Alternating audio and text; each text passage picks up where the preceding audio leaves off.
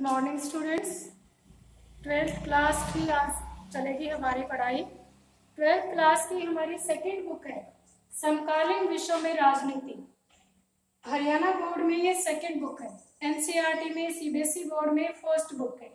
तो समकालीन विश्व में राजनीति इस बुक का फर्स्ट चैप्टर हम अभी पढ़ने जा रहे हैं, जिसका शीर्षक है शीत युद्ध का दौर, द कोल्ड वॉर ईरा।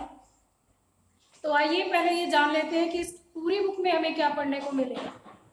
इस पूरी बुक में हम पढ़ेंगे दूसरे विश्व युद्ध के बाद की समकालीन राजनीति के बारे में, समकालीन विश्व राजनीति के बारे में हम इसमें पढ़ेंगे। तो विश्व में सेकेंड वर्ल्ड वॉर आपको पता है कब हुआ था, तो फर्स्ट वर्ल्ड वॉर से शुरू करते हैं हम।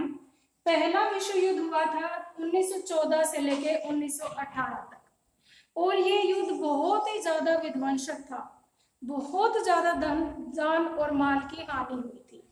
लेकिन इससे भी ज्यादा खतरनाक युद्ध एक और झेलना पड़ा विश्व बिरादरी को, और दूसरा विश्व युद्ध हमारा घटित हुआ था 1939 से लेकर के 1945 तक। बहुत ज्यादा नुकसान हुआ था इस युद्ध में, और इस युद्ध की समाप्ति के बाद शीत युद्ध का दौर शुरू हो गया था, क्योंकि इस दौरान बहुत सारे परमाणु हथियार बना लिए गए थे अलग अलग देशों के द्वारा। और परमाणु हथियारों का इस्तेमाल का मतलब था कि अगर एक और युद्ध होता है तो पूरी तरह से पूरी पृथ्वी को ही नष्ट कर सकता है। तो दूसरे विश्व युद्ध के बाद शीत युद्ध का दौर चला। तो पहले हम ये जान लेते हैं कि दूसरा विश्व युद्ध किन किन के बीच में लड़ा गया। दूसरे विश्व युद्ध में एक तरफ तो थे मित्र राष्ट्र, मित्र राष्ट्रों में शामिल थे अमेरिका, सोवियत संघ, ब्रिटेन और फ्रांस, और दूसरी तरफ हमारे थे जर्मनी, जापान और इटली। ये थे ध्रुवीय राष्ट्र। एक तरफ मित्र राष्ट्र थे जिसमें अमेरिका, फ्रांस और ब्रिटेन, सोवियत संघ शामिल थे। दूसरी तरफ ध्रुवीय राष्ट्र थे जिसमें जर्मनी, जापान और इटली थे। मित्र राष्ट्र ध्रुवीय राष्ट्रों के खिलाफ लड़ रहे थे। तो इस युद्ध में मित्र राष्ट्रों की जीत हुई और ध्रुवीय राष्ट्रों को घुटने टेकने पड़े। 6 अगस्त और 9 अगस्त 1945 को अमेरिका ने जापान के 2 शहरों हिरोशिमा और नागासाकी पर परमाणु बम गिरा दिए। ये विश्व इतिहास में पहला और आखिरी टाइम था अब तक का जब किसी देश ने परमाणु हथियारों का इस्तेमाल युद्ध में किया था। तो अमेरिका ने जापान के 2 शहरों पर हिरोशिमा और नागासाकी पर 2 परमाणु बम गिरा दिए, जिनका नाम था लिटिल बॉय और फैट मैन। ये बहुत ही छोटे आकार के परमाणु बम थे, लेकिन इन बमों ने भी हिरोशिमा और नागासाकी में इतनी ज्यादा तबाही मचाई कि लोग खड़े खड़े पिघल गए थे, और कई पुश्तों तक का अब तक भी लगभग वहां पर इन विकिरणों के कारण आज भी कई बच्चे अपंग पैदा होते हैं, मानसिक रूप से या शारीरिक रूप से।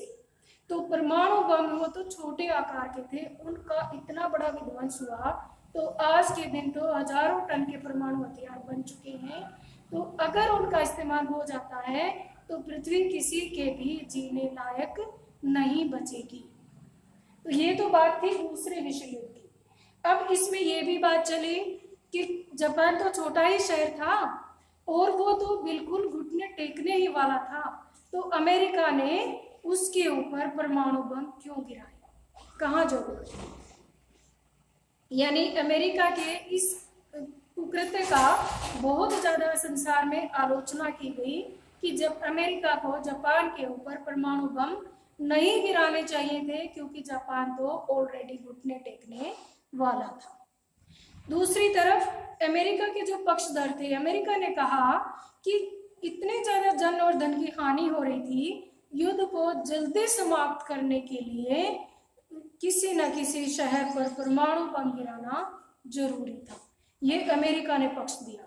लेकिन आलोचकों ने कहा कि भाई इतना परमाणु बम गिराना जरूरी नहीं था, अमेरिका सिर्फ संसार में अपनी दादागिरी स्थापित करना चाहता था ये दूसरे देशों को दिखाना चाहता था कि परमाणु बम भी है मेरे पास, और अगर किसी ने अमेरिका से युद्ध करने की हिम्मत की तो वो उसको नष्ट कर सकता है। ये थी इसके पीछे की मंशा। तो कई बार छोटे क्वेश्चन में पूछ लिया जाता है कि जापान जब घुटने टेकने वाला था तो अमेरिका ने परमाणु बम क्यों गिराया। अमेरिका का पक्ष भी रखेंगे हम, फिर आलोचक क्या कहते हैं इसके बारे में वो भी बताएंगे। अंडरस्टैंड। तो ये एक ऐसा दौर था, दूसरे विश्व युद्ध के बाद का ऐसा दौर था जिसमें बहुत सारे देशों ने परमाणु हथियार बना लिए थे, लेकिन कोई भी इस स्थिति में नहीं था कि उन हथियारों का प्रयोग करे। देखो, मान लीजिए कि दो लोग लड़ रहे हैं, दोनों के पास गन है, तो उसमें से कोई भी चलाने की हिम्मत नहीं करेगा, क्योंकि उसको लगता है कि मैंने चलाई तो उसका ट्रिगर भी दब जाएगा, दोनों का विनाश हो जाएगा। तो ये होता है अपरोध का सिद्धांत, संतुलन का सिद्धांत। एक बार आ जाता है पेपर में, इसको देख लेते हैं। अपरोध और संतुलन का सिद्धांत क्या होता है? जब दोनों पक्ष शक्तिशाली हों और परस्पर विनाश करने में समर्थ हों, तो तब कोई भी पक्ष युद्ध का खतरा मोल लेना नहीं चाहेगा। फिर से सुनिए, अपरोध का सिद्धांत या संतुलन का सिद्धांत वो होता है जब दोनों पक्ष शक्तिशाली हैं, दोनों के पास हथियार हैं, तो कोई भी उसका प्रयोग करना नहीं चाहेगा, क्योंकि पता है उसका रिजल्टेंट क्या होगा। रिजल्टेंट क्या होगा उसका? कि दोनों का विनाश होगा। इसलिए कोई भी देश इसको प्रयोग करना नहीं चाहेगा, युद्ध करना नहीं चाहेगा। इसी को कहते हैं अपरोध और संतुलन का सिद्धांत, जिसमें दोनों शक्तिशाली हैं लेकिन युद्ध करना नहीं चाहते, क्योंकि इसमें से कोई भी जो युद्ध से जो हानि होगी उसको सहन करने की हिम्मत नहीं जुटा पाएगा। अंडरस्टैंड? समझ में आ गया इतना कि अपरोध और संतुलन का सिद्धांत क्या होता है। और इससे पहले मैंने बताया दूसरा विश्व युद्ध हुआ, उसमें दो तरह के राष्ट्र थे लड़ने वाले, एक मित्र राष्ट्र थे, एक धुरी राष्ट्र थे। मित्र राष्ट्रों की उसमें विजय हुई थी। ओके। और जापान के 2 शहरों पर परमाणु बम गिराए थे अमेरिका ने, जिसकी बहुत ज्यादा आलोचना भी हुई थी। तो अब मनमुटाव तो था देशों में आपस में, लेकिन फिर भी अपरोध का सिद्धांत भी लागू कर रहे थे। कोई भी देश हथियार युद्ध नहीं करना चाहता था। तो इस दौर को शीत युद्ध का दौर कहा गया। तो अब जानेंगे शीत युद्ध क्या होता है। शीत युद्ध, शीत युद्ध से अभिप्राय दूसरे विश्व युद्ध के बाद 2 महाशक्तियों कौन कौन सी थी? एक संयुक्त राज्य अमेरिका, संयुक्त राज्य अमेरिका, और दूसरा था सोवियत संघ। इन 2 महाशक्तियों के बीच उभरे द्वेष और तनाव से है। क्या शीत युद्ध से अभिप्राय? दूसरे विश्व युद्ध के बाद 2 महाशक्तियों, संयुक्त राज्य अमेरिका और दूसरी थी सोवियत संघ, इनके बीच उभरे द्वेष और तनाव से है। ये कोई हथियारों के द्वारा लड़ा गया युद्ध नहीं था, ये एक कूटनीतिक युद्ध था जो सैनिक गठबंधन, झूठा प्रचार और जासूसी जैसे हथियारों से लड़ा गया। जैसे आम बोलचाल की भाषा में हम कहें कि मार पिटाई तो हुई नहीं, लेकिन आपस में वो उसके बारे में बुरा कह रहा है, वो उसके बारे में बुरा कह रहा है, और ये बुराई एक दिन बहुत ज्यादा तनाव का रूप ले लेती है। तो इसलिए पूरे विश्व में बहुत ज्यादा तनाव था इस दौर में, और ऐसा लग रहा था कि कभी भी तीसरा विश्व युद्ध हो सकता है। तो बहुत इंपॉर्टेंट है शीत युद्ध का अर्थ। 2 नंबर में आ जाता है, या तो 6 नंबर के क्वेश्चन में छोटा क्वेश्चन हो जाता है। अब जोसेफ फ्रैंकलिन ने क्या कहा शीत युद्ध के बारे में? शीत युद्ध 2 महाशक्तियों के बीच प्रतिस्पर्धा है, एक का दूसरे के विरुद्ध अवरोध करना है, आचरण करना है, एक का दूसरे के विरुद्ध आचरण करना शीत युद्ध है। ये जोसेफ फ्रैंकलिन ने कि 2 महाशक्तियों के बीच प्रतिस्पर्धा है, एक दूसरे के खिलाफ आचरण करती है, उसे हम शीत युद्ध कहते हैं। अंडरस्टूड? तो आइए अब हम कुछ शीत युद्ध के कारण पढ़ लेते हैं। सबसे पहला कारण था वैचारिक मतभेद। सबसे पहला कारण क्या था?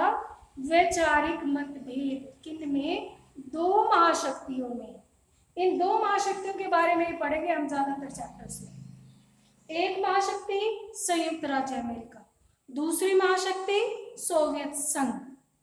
तो संयुक्त राज्य अमेरिका की विचारधारा थी पूंजीवादी। कैसी विचारधारा थी इसकी? पूंजीवादी, जिसमें लोकतंत्र का समर्थन किया गया है, जिसमें खुला बाजार व्यवस्था का समर्थन किया गया है। दूसरा जो विचारधारा थी वो सोवियत संघ की विचारधारा थी। इसकी क्या विचारधारा थी? साम्यवादी। तो दोनों ही शक्तियों में वैचारिक मतभेद था और दोनों ही शक्तियां ज्यादा से ज्यादा नव स्वतंत्र राष्ट्रों को अपनी तरफ मिलाना चाहती थी ताकि उनके समर्थक देशों की संख्या बढ़ जाए। दोनों महाशक्तियां ज्यादा से ज्यादा देशों को अपनी तरफ मिलाना चाहती थी।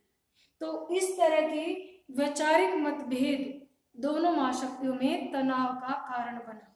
दोनों महाशक्तियां अपनी अपनी ताकत बढ़ाना चाहती थी। अब इसमें बीच में एक और क्वेश्चन भी आ जाता है कई बार कि ठीक है, छोटे राष्ट्र तो चाहेंगे कि वो बड़े राष्ट्रों के साथ मिल जाएं, क्योंकि उन्हें तो आर्थिक सहायता भी चाहिए, उन्हें तकनीकी सहायता भी चाहिए, उन्हें अपने पड़ोसी देशों से सीमाओं की रक्षा के लिए भी उन्हें मदद चाहिए। तो ये तो बात हजम होती है कि छोटे राष्ट्र बड़ी महाशक्तियों का साथ लेने के लिए क्यों लालायित रहते हैं। पहली बात, उन्हें आर्थिक सहायता चाहिए क्योंकि वो गरीब देश है, अभी अभी स्वतंत्र हुए हैं, उपनिवेशियों ने उनका बहुत ज्यादा शोषण किया है, उन्हें चाहिए इसलिए बड़े राष्ट्रों की सहायता। दूसरी बात, उनके यहाँ उद्योग धंधे भी नहीं है, गरीबी बहुत ज्यादा, उन्हें तकनीकी सहायता भी चाहिए। तीसरी बात, उन्हें अपनी सीमाओं की रक्षा करने के लिए हथियार वगैरह भी चाहिए, उन्हें ऐसा साथी भी चाहिए जिससे कि दूसरे देश उस पर आक्रमण ना करें। तो ये बात तो समझ में आती है कि छोटे राष्ट्रों को महाशक्तियों का साथ चाहिए, ये कारण है। लेकिन महाशक्तियां क्यों पीछे पड़ी हुई है छोटे राष्ट्रों के? उन्हें क्यों चाहिए छोटे राष्ट्रों का साथ? इसके पीछे भी कारण है। एक तो अगर उन्हें छोटे छोटे देशों का साथ मिल जाएगा तो जैसे कि कई सारे ऐसे देश हैं, जैसे मध्य पूर्व के एशिया के ही देश हैं, वहां पर तेल के बहुत ज्यादा भंडार है, तो कोई भी महाशक्ति चाहेगी कि उसका उस तेल के भंडारों के ऊपर उसका कब्जा रहे। तो एक तो कच्चे माल की प्राप्ति के लिए उन्हें छोटे राष्ट्रों का समर्थन चाहिए। एक बात हो गई, कच्चे माल की प्राप्ति के लिए या तेल वगैरह की प्राप्ति के लिए उन्हें छोटे राष्ट्रों का समर्थन चाहिए। दूसरी बात, इसलिए भी उन्हें छोटे राष्ट्र चाहिए कि क्योंकि छोटे राष्ट्र जगह जगह बिखरे हुए हैं, ताकि वे अपने दुश्मन पर वहां बैठ करके स्पाई कर सके, गुप्तचर का काम कर सके। इसलिए भी उन्हें छोटे देशों का साथ चाहिए, महाशक्तियों को। तीसरी बात आती है कि जब कभी युद्ध होता है मान लो किसी देश के साथ और गठबंधन में जुड़े हुए राष्ट्र हैं, तो उस युद्ध में जितना भी खर्चा होता है वो सब राष्ट्र को देना पड़ता है। इसलिए अगर युद्ध हुआ भी, छोटा मोटा या बड़ा भी युद्ध हुआ, तो उसमें महाशक्ति के ऊपर, अकेले के ऊपर दबाव नहीं पड़ेगा। तो ये तीन कारण हैं जिससे महाशक्तियों को छोटे देशों का समर्थन चाहिए। अलग से क्वेश्चन बनता है, अंडरस्टैंड? 2 क्वेश्चन को करा दिए यहाँ पे मैंने वैचारिक मतभेद। तो वैचारिक मतभेद क्या था? सोवियत संघ और संयुक्त राज्य अमेरिका के बीच में विचारधारा का मतभेद था।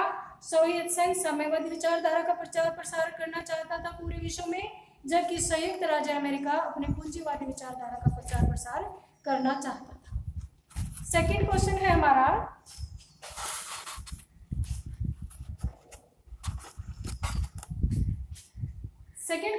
सेकेंड पॉइंट है हमारा ट्रूमैन सिद्धांत। ट्रूमैन अमेरिका के राष्ट्रपति थे ट्रूमैन। इन्होंने कहा था, इन्होंने खुले तौर पर कह दिया था, जहां कहीं भी हमें ये महसूस होगा कि अल्पसंख्यकों पर दबाव बनाकर साम्यवादी विचारधारा का थोपी जा रही है, तो हम वहां उन राष्ट्रों की मदद करेंगे, हम उन राष्ट्रों को सहायता देंगे। तो इसे ऐसी ही विचारधारा फिर सोवियत संघ ने भी रख ली कि हम साम्यवादी प्रचार करेंगे। उधर से अमेरिका कह रहा है कि हम साम्यवादी प्रचार प्रसार को रोकेंगे।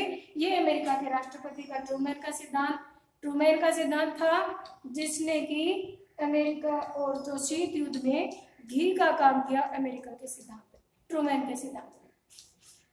थर्ड पॉइंट हमारा आता है फुलटन भाषण।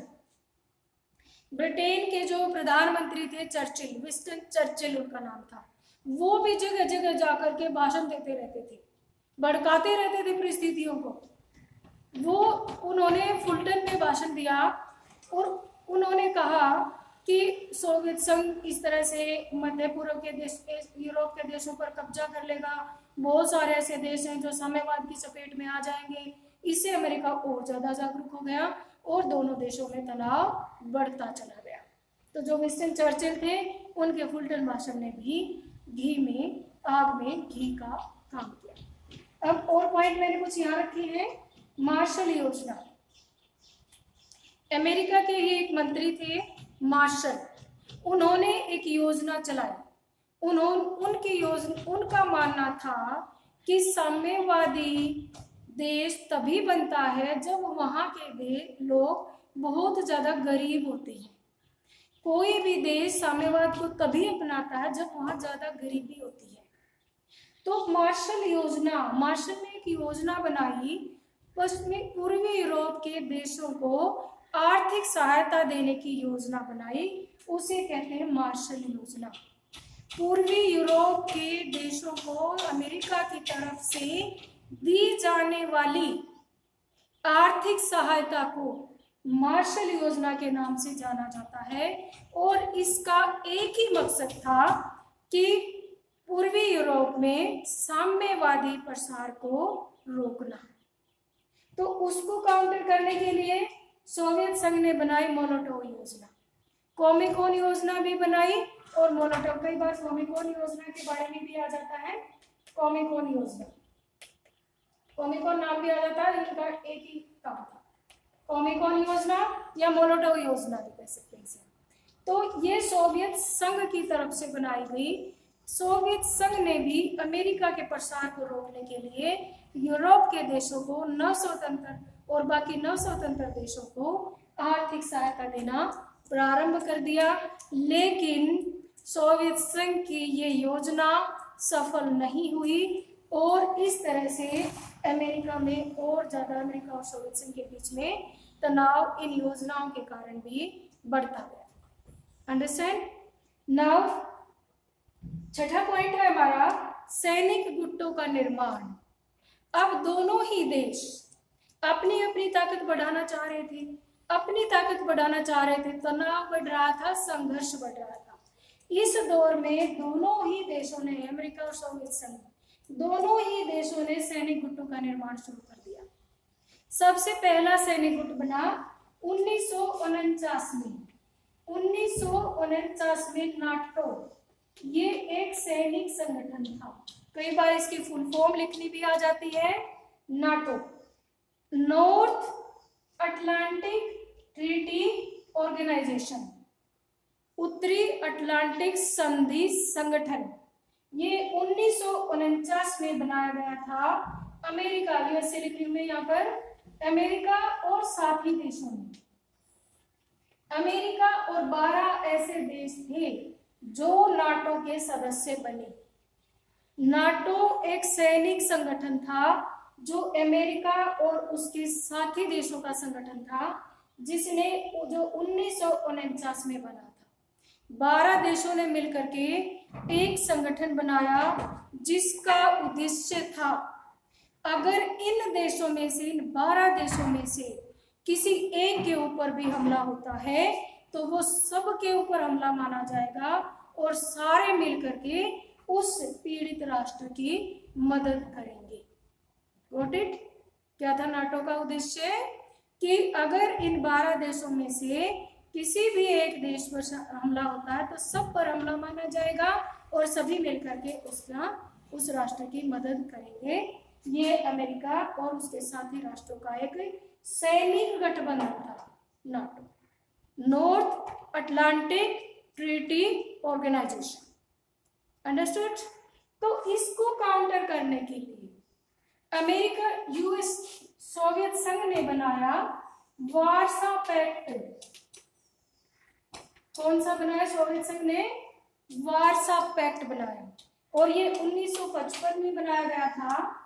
इसका मेन उद्देश्य था नाटो की शक्तियों को काउंटर करना, नाटो की शक्तियों को रोकना, वारसा पैक्ट। ऐसे ही और भी कई सारे शक्ति संगठन बने, जैसे सीटो, SEATO, ये भी एक सैनिक संगठन था।